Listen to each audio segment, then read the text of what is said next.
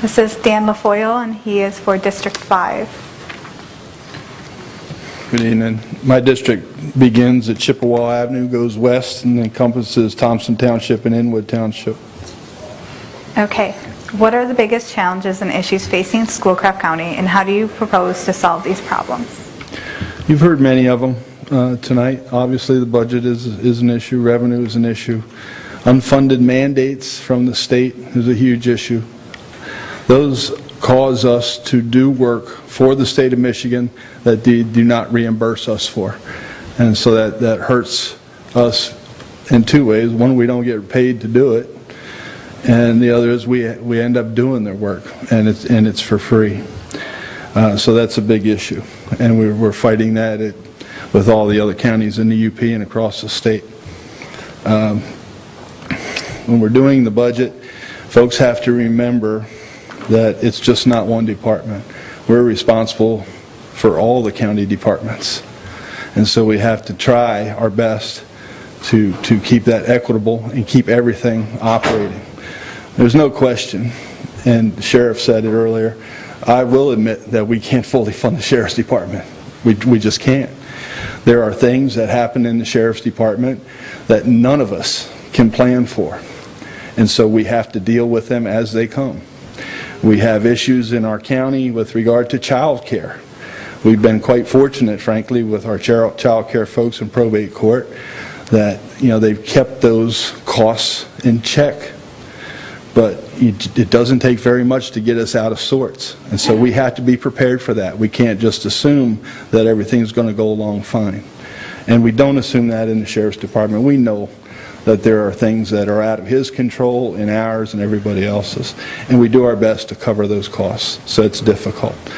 As we continue to look at challenges and how do we solve them, I just spent the last 2 days over towards Sault Ste. Marie at the UP Commissioners.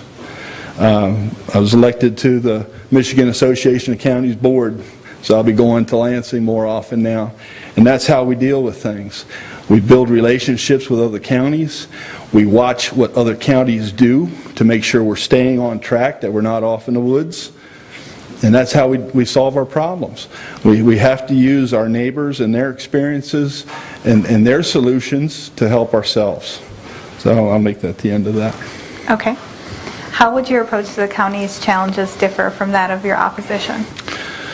Well, it's going to differ because I've been chair of finance, audit and finance for the last 4 years. So just the experience. It takes a new commissioner the best part of their first term, 2 years, to really learn what to do and how to do it. And you better be prepared to put in the time. Because if you don't put in the time, you won't learn the nuts and bolts of what you have to take care of. You have to understand that you have many responsibilities. There's 3 things I want to point out. Senior center, we can't take that millage money and move it. It belongs to the senior center. You can't move it. It's against the law. Millage is a millage. Our actual rate that the commissioners dropped down to was 10%, and that takes effect January 1st. And we had to do that because that's when the new commissioners start. You cannot lower current salaries for elected officials. With regard to the roads, it's the road commission's responsibility, not Schoolcraft County. It's the Schoolcraft County Road Commission. We will go and we will voice our opinion when we feel necessary, but we do not control that. Okay. Okay. How does the county budget factor into your role as an elected official? In every single thing we do.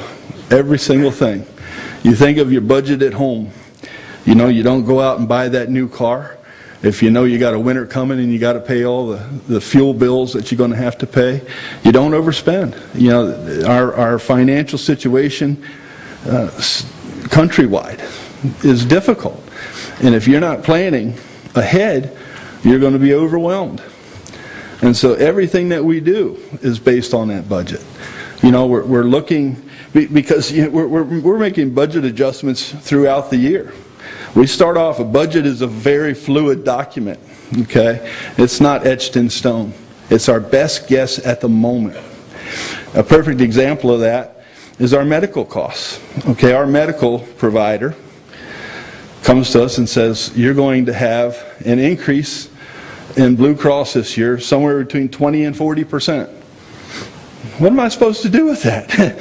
When I talk about a budget, 20 to 40%, that's a huge amount of money. And so we pick 25%, and we hope that the increase is going to be less than that. If it's not, we're going to have to make an adjustment. If it is less, we'll benefit from it. And we have in the past. But you cannot, figure these things out. You just don't pull these figures out of thin air. All right. Dan, Okay? thank you. All right.